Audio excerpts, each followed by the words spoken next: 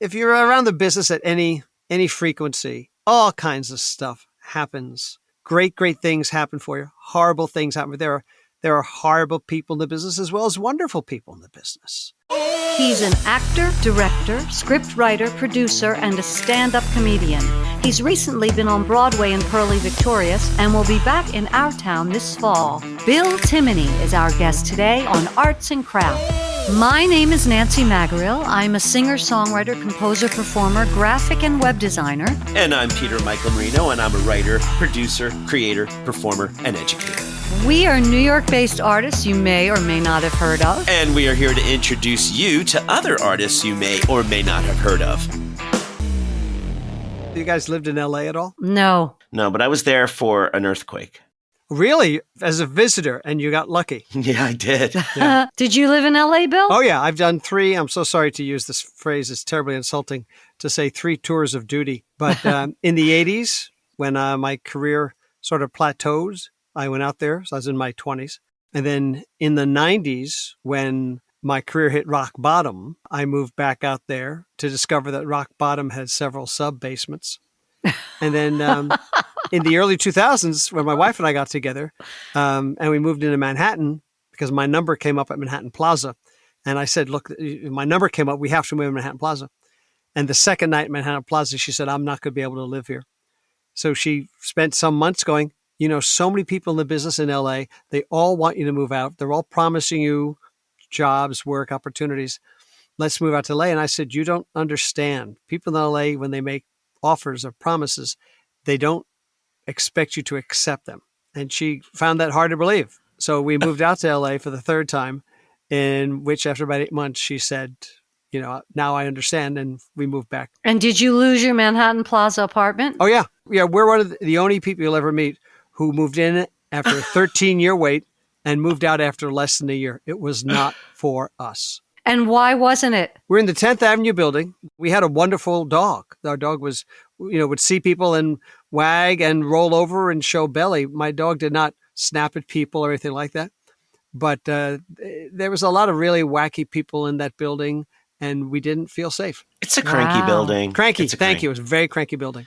You have to wait a very long time for the elevators. It's inconvenient. Yeah. They used to give out free tickets for shows. That was I maybe the remember that. benefit. Oh, yeah. I mean, that's kind of one of the benefits of belonging to Equity. Well, it was.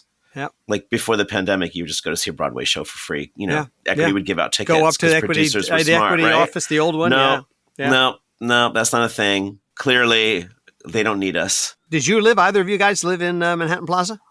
No, and I never wanted to. I never Never. wanted to be surrounded by that many singers. I knew I wouldn't be able to write. Manhattan Plaza is actually like a setting in the Alicia Keys musical on Broadway. It's the setting, yeah. Yeah. Oh, I didn't know that. I didn't know anything about the show Yeah, it's yet. called Hell's Kitchen. It's about her and her mom growing up in a 1-bedroom apartment in Manhattan Plaza. There are a lot of people who live there who remember Alicia as their babysitter for their kids. She said it was $75 a month. Yeah, because it's, you know, it's Section 8 housing. Yeah. It's 1/3 of your monthly income. I just wrapped doing Purlie Victorious on Broadway for 8 Congrats. months. Thank you. And one night after the show, I'm, you know, heading, because people are all over. It was nuts, the people who came to the show and then came backstage. And someone said, hey, I really liked your performance. And I looked up and there was Alicia Keys. Oh, So I started chatting with her, and they were still running off Broadway. I said, can I take a picture? She said, will you come see Hell's Kitchen? I said, of course I will. She said, let's take a picture. Oh my God. That's so Hell's Kitchen of her to like, you know, Yeah. do a little deal. Like, and it's about her art. You had to support my art before I'm going to give you anything. Yeah. And she was great about it. We laughed. And yeah, I will be going sometime very soon. In your eclectic career, which celebrity made you go, blah, blah, blah, blah, you know? Like, did any? which was, Yeah. it must have been one. Yeah. Oh, Yeah. Bill's making a very, like, little hearts are coming out of his Yeah, eyes who? right now. Yeah. My first attempt at LA.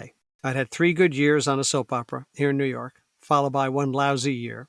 And was that All My Children? All My Children. Yeah. In 85, I had one, we shoot a show a day. And in 85, after 3 really good years and busy years, I averaged 1 show a month. Wow. So I went out there. I heard some scuttlebutt from the makeup room that several of the actors one day were debating who should go out to LA for pilot season, which, you know, at the time they had that thing, pilot season. Yeah. And apparently Susan Lucci said, well, the only person on this show who should be out in LA is Billy Timoney because we're all doing melodrama and he's doing sitcom. And that's where they make the sitcoms, is out there. So I went, yeah. So I went out there, and a buddy of mine he was the leading man, and I played his preppy, nerdy roommate on All My Children. He happened to be out there, and he was very friendly with a very interesting family. And they were All My Children fans, and they basically adopted me. They were the Fieldings, Camille and her daughters, Claudia and Elizabeth. And they lived up above the Hollywood Bowl in a house that was built by Max Reinhardt, who had left the German theater when MGM hired him to direct the first sound version of Midsummer Night's Dream with Mickey Rooney as Puck, et cetera, et cetera. So LA already. I love yeah. it. Oh no. Pete, stick around. So Camille, the mother, was the widow of Jerry Fielding. Jerry Fielding was the composer who scored most of the films of Sam Peckinpah. And in fact, the pool table they had is where Peckinpah used to put his moviola, and that's where he edited Straw Dogs and The Wild Bunch and The Getaway, all on that, while Jerry was in the next room at the piano coming up with the scores. Now, Peckinpah was gone, Fielding was gone, but the girls had all of Peckinpah's cats still running around this house, this magnificent magic hacienda house, which I loved. I haven't not answered your question yet. One day, one of the girls had to go see a friend, and again, I'm learning LA. I'd never really been in LA trying to make a living and all that. And she brought me with her to run this errand just off Doheny. And it was a married couple she knew. Well, the husband was the actor Simon McCorkindale, who was known in this country for playing Manimal, the NBC TV series where he could turn into a panther or a hawk or something else. But his wife was Susan George, the female lead opposite Dustin Hoffman of Straw Dogs, which I saw in college. And I was far too young to see it at that time because at the time it was extremely explicit. And Susan George was very brave in that movie. And also, I don't know that movie at all. Well, for a young man, it was somebody, Neil LaBute, I believe it was, or maybe James Mangold, did a remake. Never go near it. But the original, the Peckinpah version with Dustin Hoffman, is a classic. But it's very explicit. And they said, and this is my friend Bill Timoney. And Susan George turned around and looked up and gave me her Susan George smile and said, "Hi, Bill. I don't think I ever really fully recongealed after melting." Susan George, man. Yeah. Wow. Yeah, Wow. that's who did it for me. I don't think anyone else is having this conversation right now. No. I've met a ton of people in the business. You know, I've been doing this a long time, and I've paid attention. Since we're in Los Angeles, though, Bill, Yeah. what is the craziest show business experience you had in Los Angeles? And then we'll ask about which one it was in New York. Well, Michael Jackson's monkey bit me, which okay, which let's was move on to New York. Wait, no. How the hell did that happen? I had a real Ulysses and Nighttown adventure in LA, my first attempt. Then my second attempt was I basically had Day of the Locust, because I got my survival gig was to be the building manager of a really cruddy building I lived in on Venice Beach. And yeah, it was Day of the Locust. It was a cast of has-beens, never was, and never will be's. And yeah, I remember the day I had to use my pass key as the building manager to open up the apartment down the hall because the guy's girlfriend kept calling me saying David's not answering my calls, and I found his body after he OD'd. And I had to do all that thing with the cops and all that. So, Venice Beach, if you're looking for trouble in the 90s, that was a very easy place to find it. But in the 80s, somehow it was the cast of the TV series Fame. And somebody I knew was trying to get me involved with them. And some young lady from the show took me to some dance club one night. And they're all in lingerie. And the guy who was sort of the main dancing guy, Leon, I think, he was just there dancing with his shirt off, and I would just, I'm wearing my New Jersey stuff, my members only jacket, just whatever, sweats. And the guy had a buddy who was a real LA Hollywood hanger-on, and all he wanted to do was talk about Michael, because he wanted everybody to know that he knew Michael. And he had this capuchin monkey on a chain on his shoulder. and it was Michael's monkey from Michael's zoo. And Michael asked him to take care of the monkey for the weekend. And I think I must have had a short sleeve shirt on because I had kind of like my shoulder up, and I looked at the monkey and I just kind of nodded like, I met somebody, and I looked away. And I guess the monkey just was giving me I'm not going to be ignored. So the monkey leaned down and bit my bicep. Oh my God. And did it hurt? Was it like a big bite? It hurt. I said to the guy, "Your monkey just bit me." To which he went, "It's not my monkey. It's Michael Jackson's monkey." Okay, I'm just going to back up a second. How about like a Los Angeles story about like the business? Oh. Yeah, like what kind of, like what is your craziest, being an artist in Los Angeles, if I can put those words together? Oh, yeah. It's again, you cannot believe anything that anybody tells you out there. Did you know that then? Of course not. I'm from New Jersey. Right. I thought if someone said, "Oh, you're very talented. I think we could do some business together." Nah. In the 90s, I had a survival job there. I taught at the Comedy Traffic School because I had been a stand-up at the Improv in New York back in the 80s when I was. Which is when I met you. Yes. You were stand-up. Yeah, I was on the soap, and that helped me get bookings. And I was a cute, clever guy, and the girls wanted to listen to my work, and I'd get out of there before the guys tried to beat me up. So yeah. I'm doing the teaching of the Comedy Traffic School, and had lots of odd people take my class. Bruno Kirby took my class once. Jerry Spence, who was one of the leads of The Road Warrior with Mel Gibson. He's the blonde guy who's the head of the little outpost. Who gets he's got the white hockey mask on. A hockey cage. He had moved to L.A. to make it after Road Warrior. Nothing happened. And he went into business. He owned a fleet of limos. And that's what he did. He managed limousines in L.A. But he'd gotten a speeding ticket. He came to the class. And this guy came to my class one time. And he had this business. They were consulting other businesses about how to handle Y2K. Oh, God. And he hired me to be this guy to give some presentations because he liked the way I handled myself in front of the group. And after our first job, he gave me a ride because I was living in Venice Beach and I didn't want to lose my parking spot in the weekend, which is a true thing. And when he dropped me off, he kept talking to me until I realized he was trying to handle me. He had his hand on my thigh because he had given me a job, and now it was my time to thank him. Wow. And Yeah. what'd you do? I jumped out of the car. I got paid, but I didn't have to give him that kind of receipt. There was guys. If you're around the business at any frequency, all kinds of stuff happens. Great things happen for you. Horrible things happen. There are horrible people in the business as well as wonderful people in the business. Yeah. And so why do you keep doing it?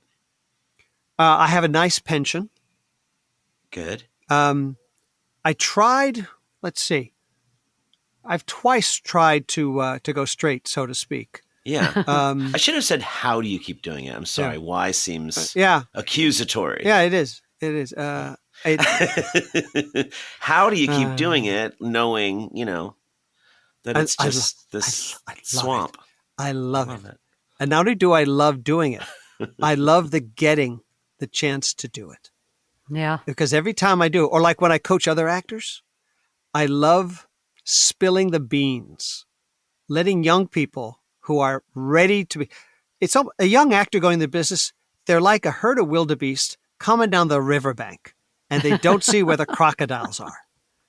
And I love letting them know where the crocodiles are. So I foil the plans of those blank blanks who would exploit us. Love that. And then I get to do a job. So, sometimes I go, I've got to do the job. For 4 years, the casting office of The Blacklist would bring me in for a co-star. And I never booked it. And every time I went in, I was so high because they brought me in the second time because they liked what I did the first time. But the role wasn't right. Right. And the second time, same thing. Third time. So I was I was so filled with confidence the 5th, the 6th, the 8th, the 11th time I went in. And when I told my agents this, she said, would you please tell my other clients that way? Because all my other clients are all going to go, when are they going to cast me? They've had me in 5 times. Right. But it just empowered me so much. And the 16th role I read for on that show, it was in the 8th season, I booked. And of all 16 co-stars I'd auditioned for, this was the best role. This had the best scene. Worth the wait. And the casting people were so, in a way, they were so happy for me, but they went, but we're so upset because we're not going to be seeing you anymore. Because I always had great auditions with them because I was always psyched that I knew it was just a matter of time. I never got frustrated or down about it. And I guess that answers your question. I really enjoy this process.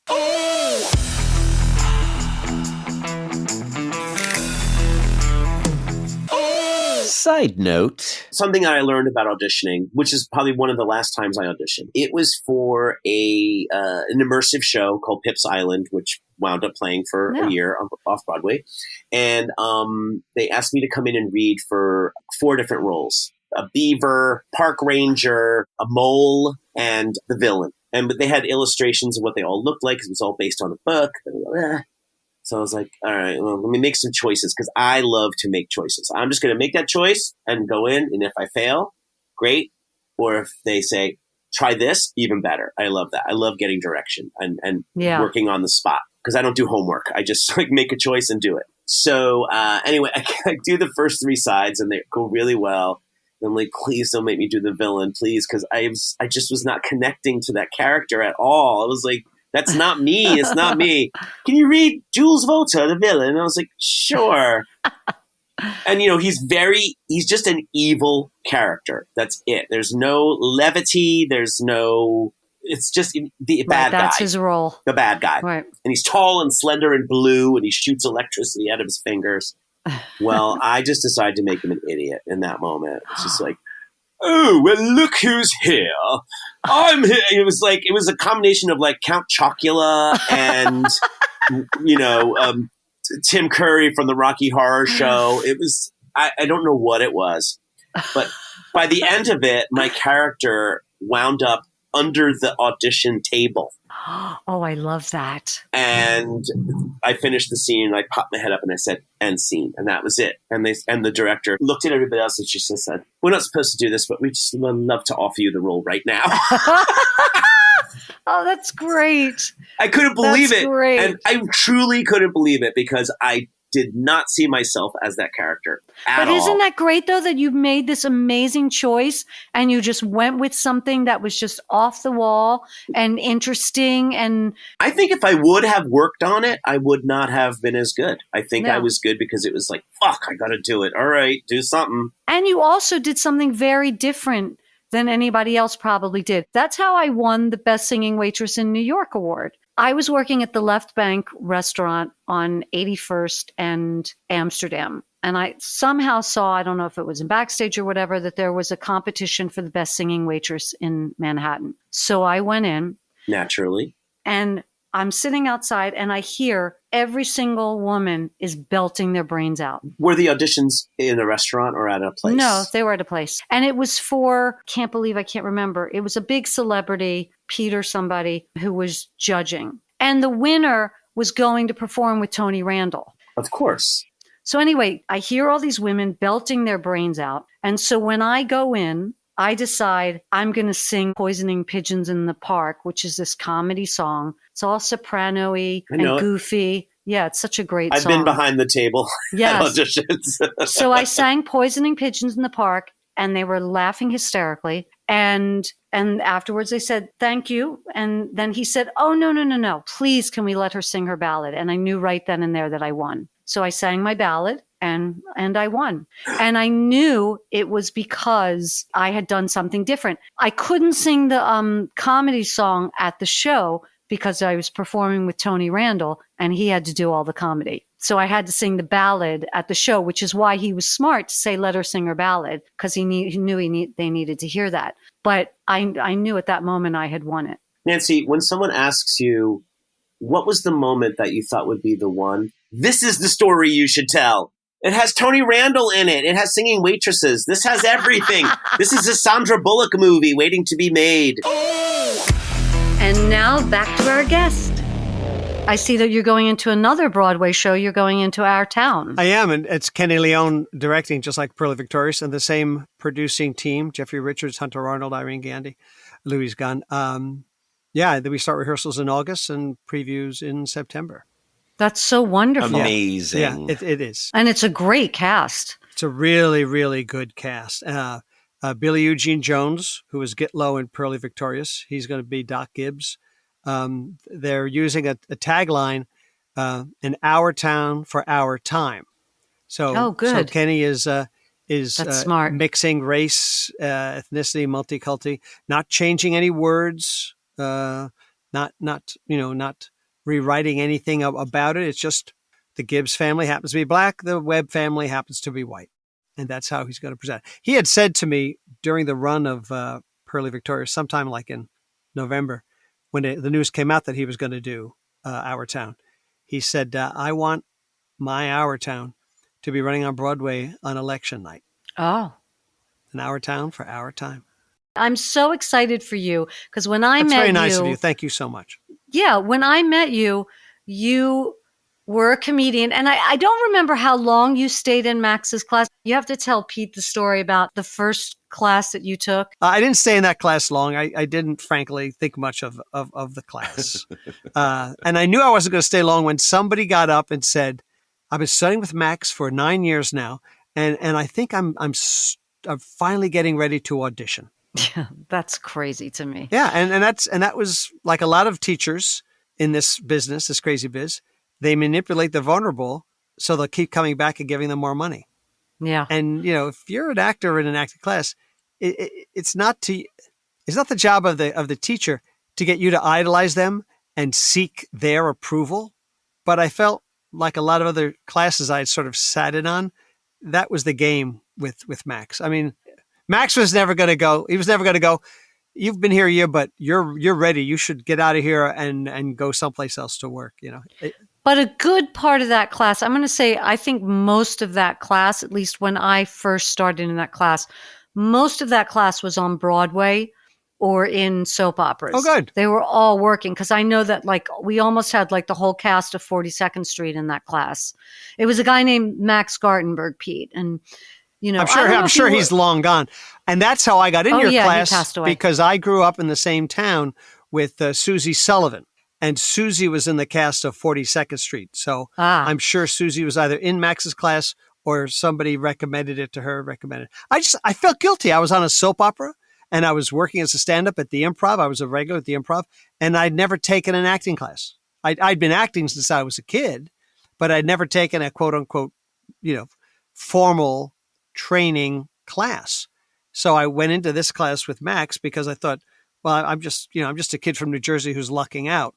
And what helped me understand about Max's class was, I do know what I'm doing.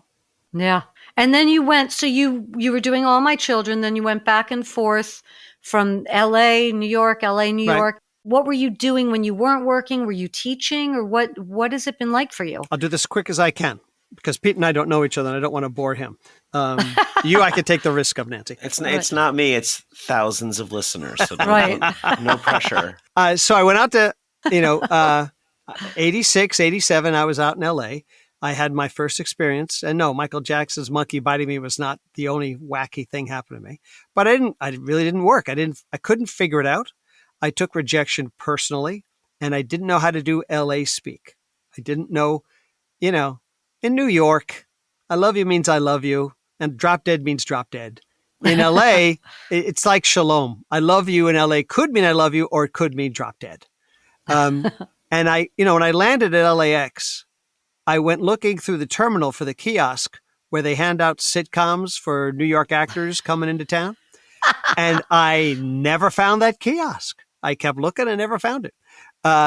So when I came back with my tail between my legs, I was on the backside of my 20s.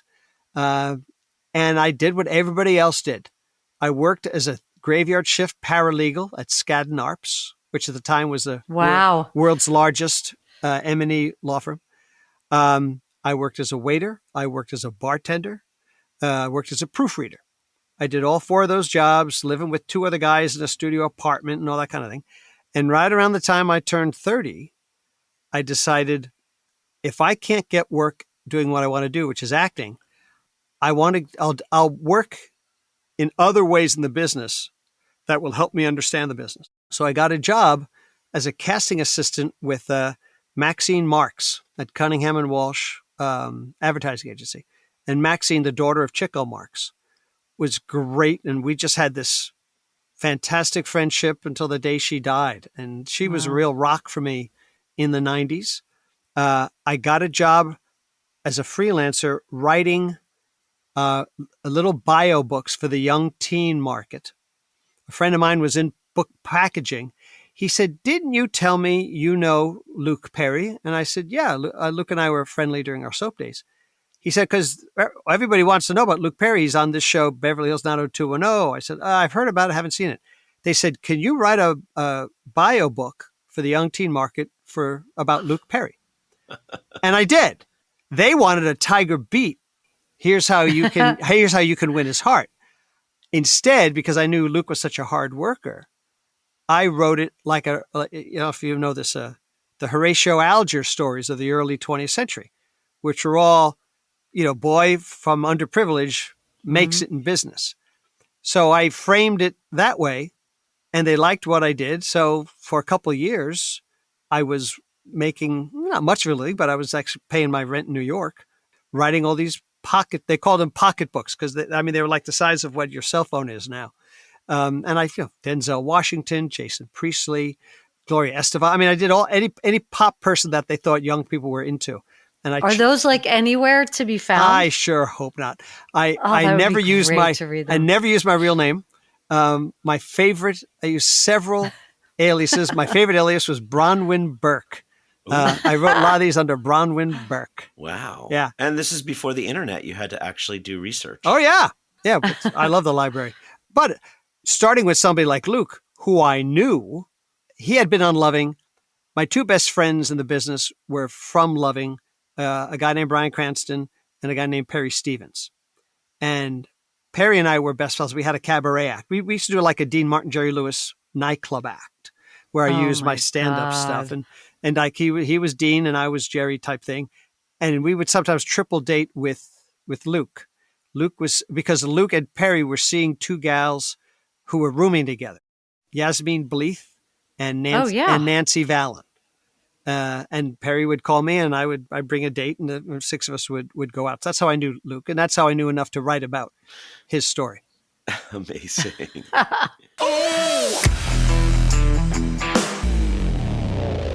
All My Children was my training ground. Started doing background work on there when I was still in college. Did U5 work, did stand-in work.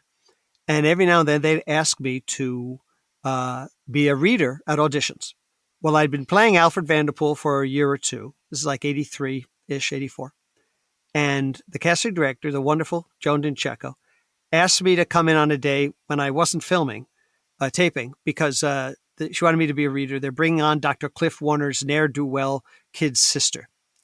And they're going to be reading actresses. And it was kind of a touchy scene. In fact, it was a makeout scene. So she thought I would be able to, be professional about it. And so I spent the day with all these young actresses in New York who looked soap opera worthy.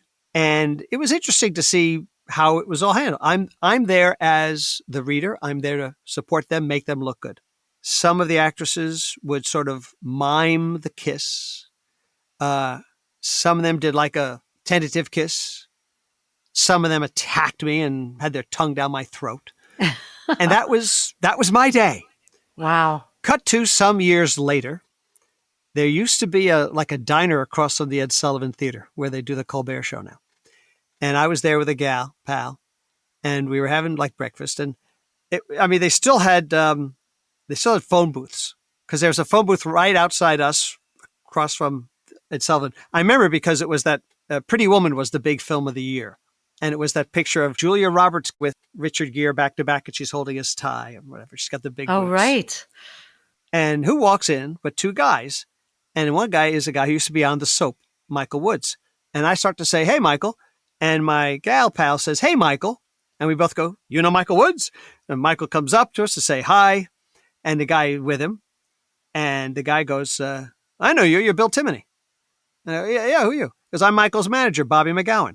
Now, Bobby McGowan had a great reputation back then for approaching young women in public and saying, you should be on a soap. Unlike most men who do that to most young women, Bobby McGowan was legit. Oh. Bobby rarely handled men. Michael Woods was one.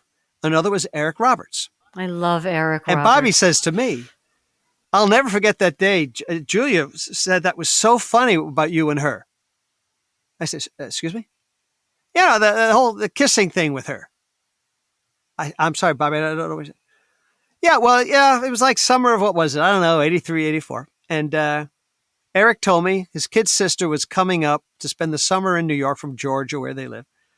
And she was going to work at Orange Julius or Grace Papaya, whatever that thing was, by 72nd in Amsterdam. Grace Papaya. Grace Papaya. He said, but he asked me would I help her out and get her an audition.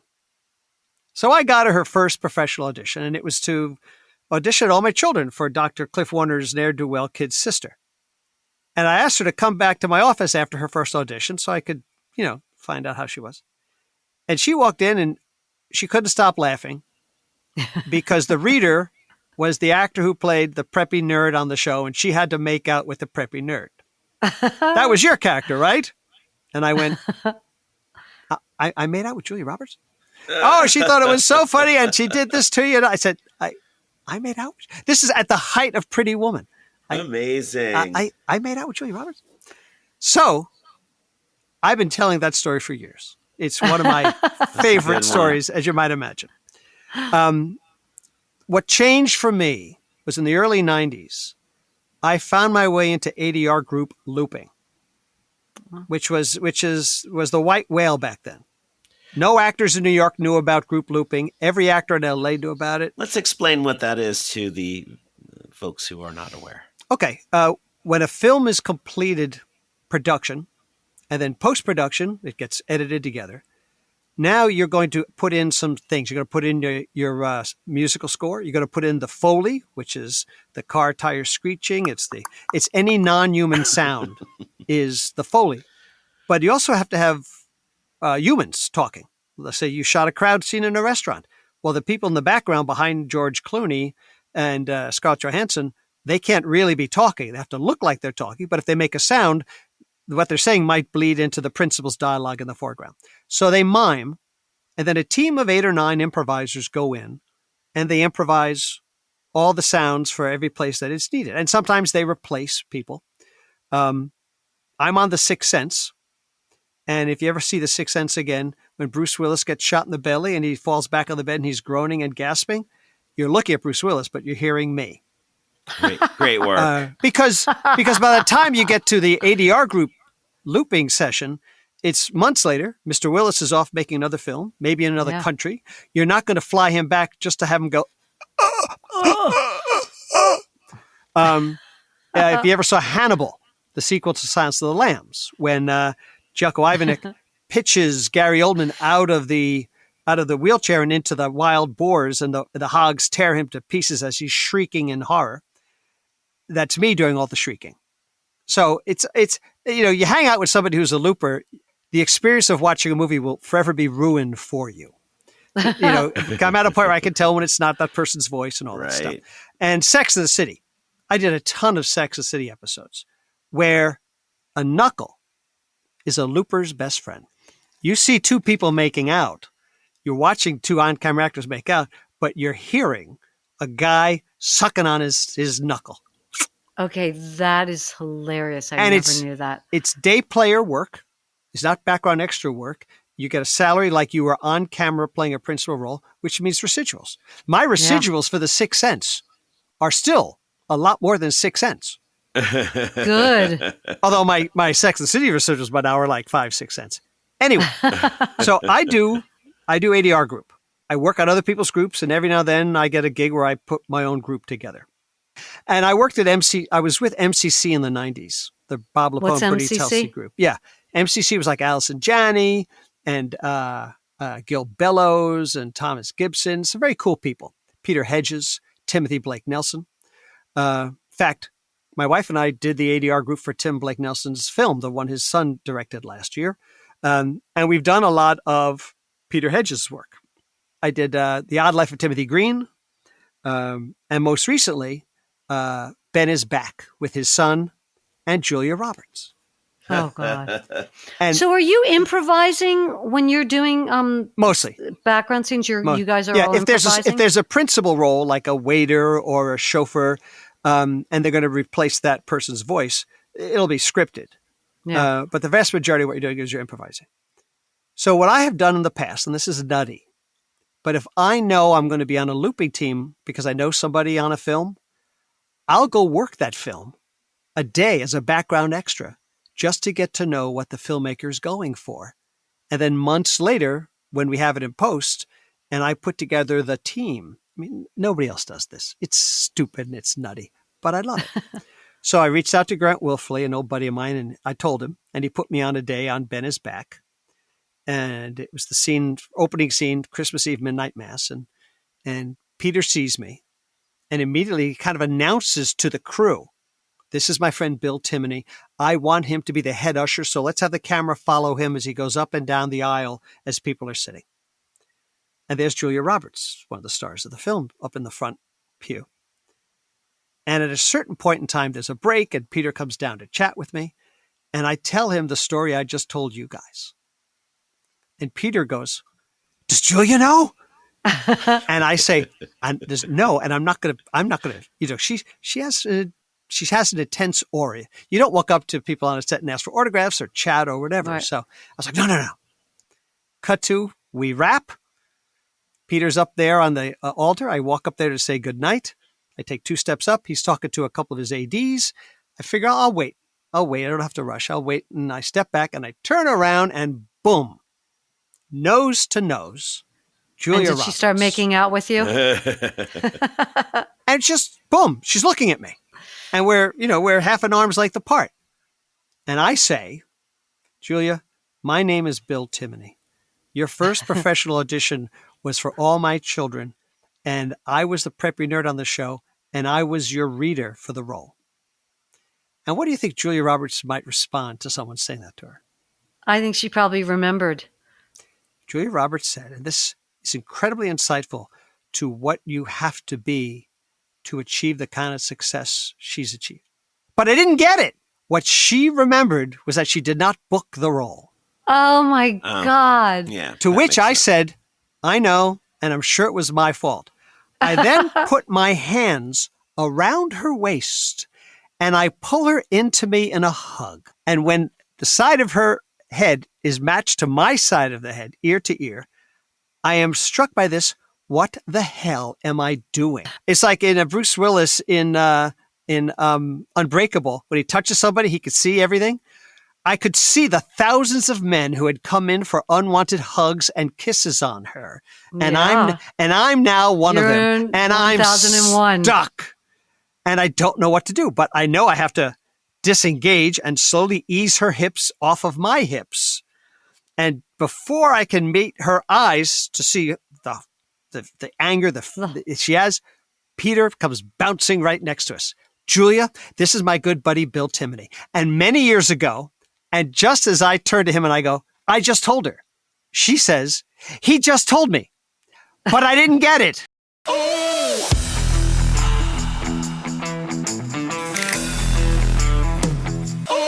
Side note.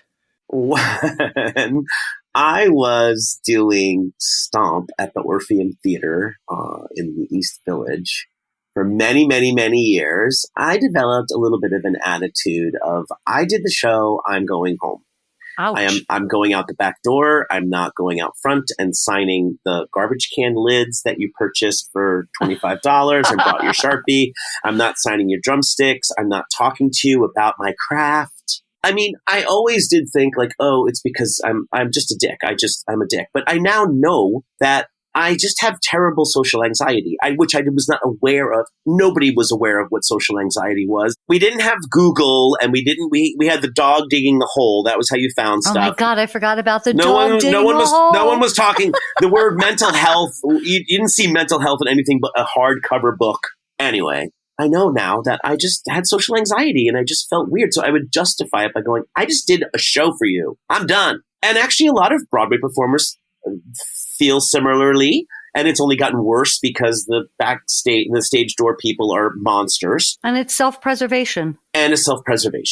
Long side note, longer. It was around Halloween, and a stage manager came downstairs after, it was a Sunday. He said, Peter, someone is in the courtyard, would like to meet you. The courtyard was a special area where like special guests, like great ones like Robin Williams and stuff would get, shuffled off the side, and then we would all say hello to Robin Williams, which we did. And I was like, you know what? I just did 2 shows. I don't know who is. He's like, doesn't matter. There's somebody who really just wants to say hello to you. And I'm like, fine. So I'm huffing and puffing, and I go out there. It's fucking Julia Roberts, and she's like, I'm so sorry to bother you. I just had to tell you that I thought you were hysterical.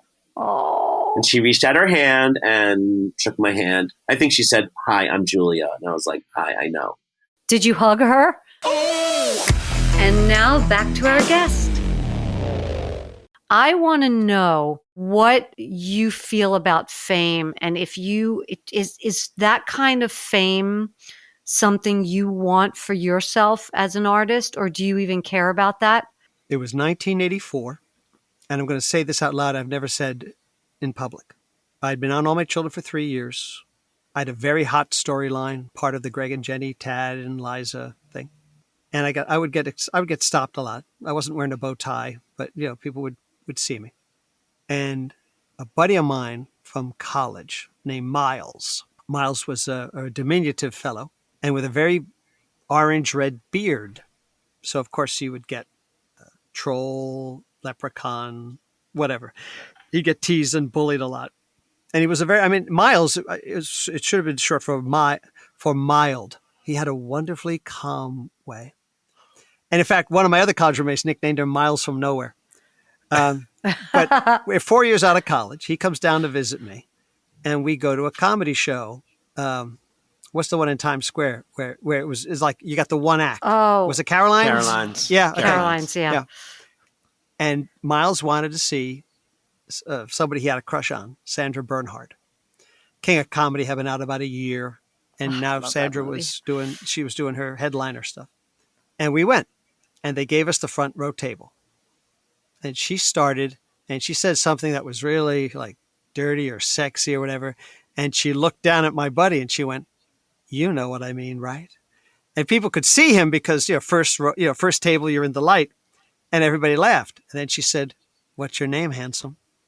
Miles. Brought down the house. And she must have gone back to that well a dozen times during her 45-minute set. And it always, always worked. She was a genius at it. And he loved it. He loved it. And at the end of her set, when she said goodnight, I want to thank you all for coming. And I want to thank you, Miles. Did that whole thing. And then she pointed next to Miles where I was sitting. And she said, "And I know you're Bill Timoney." And there was applause. She didn't say, "And I know you're Bill Timoney who plays Alfred Vanderpool in All My Children." Or, "And you're the guy who plays the preppy nerd. You're the preppy nerd of Pine Valley." She didn't say any of that. There was no expositional qualifier. All she said was, "You're Bill Timoney." And I got this applause.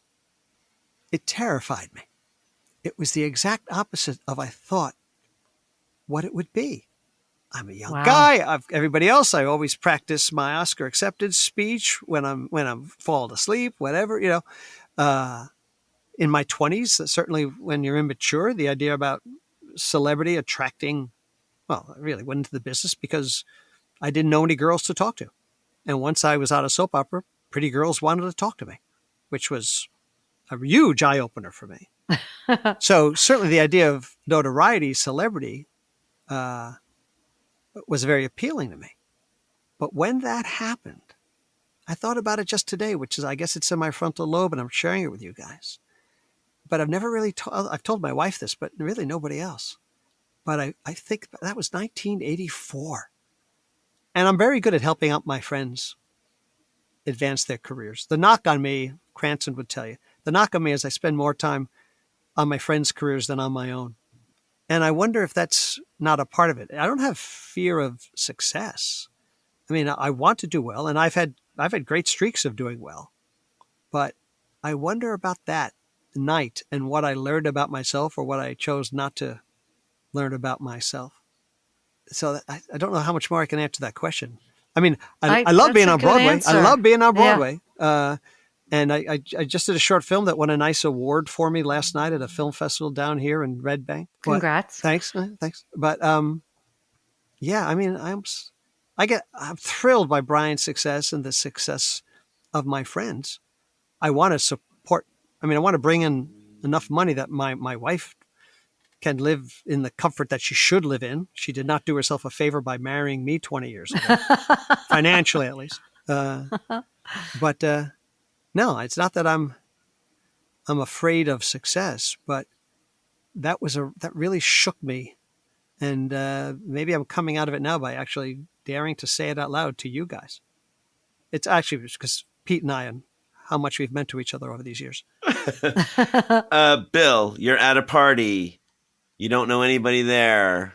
Someone comes up to you and says, "What do you do?" What's your answer? It was always, I'm an actor. Sometimes it was I'm a stand-up, back then when Nancy and I knew each other. And very often, because I'm from New Jersey, so if I were at a party, nobody else was in the entertainment business. The response to stand-up was, say something funny. And the response to actor was, oh yeah, what restaurant do you wait tables at? Ha ha ha. Which was always fun to be able to say, ABC, 1 p.m., Monday through Friday. I was able to do that. They're being a dick to me, I'll be a dick back. The stand-up one was always, they say something funny, I'd say, sure, you want to buy 2 drinks minimum? Or just something like that. But ever since then, like I go, oh, are you a doctor? Oh, okay, can you examine me right now? I would do that in kind. Yeah. Sure. But I don't know, it's depending at, I work in So you're at a party tonight. Tonight. And you answer, I'm an actor. Is this what you're answing now? Oh yeah, right? yeah. By now, yeah. I mean, that's what you said. I took a break in 2012, and I was the producer of a TV news show, live, morning, Monday through Friday. I had to get up at 1:10 in the morning to open up the studio at 3 a.m. And it was international. My bosses were part of a media conglomerate in Istanbul. And we all got shut down when Erdogan blamed my backers for the attempted coup. I'm told some of my guys are still in prison without being charged. But we did it just across the Hudson in New Jersey from a studio there, and it was cool. But getting up at that hour I burned out after a year. But it was like, when am I going to get offered the opportunity to produce TV news, international news? Yeah. So at around that time, I was happy to say I'm a TV news producer. But since then, it's, I'm an actor. That's cool. Well, thank you. I'm so glad we did this. I am too. Hey, thanks for checking this out. Links to today's guest can be found in the show notes. Don't forget to subscribe, like us, rate us, and tell all your friends about arts and craft.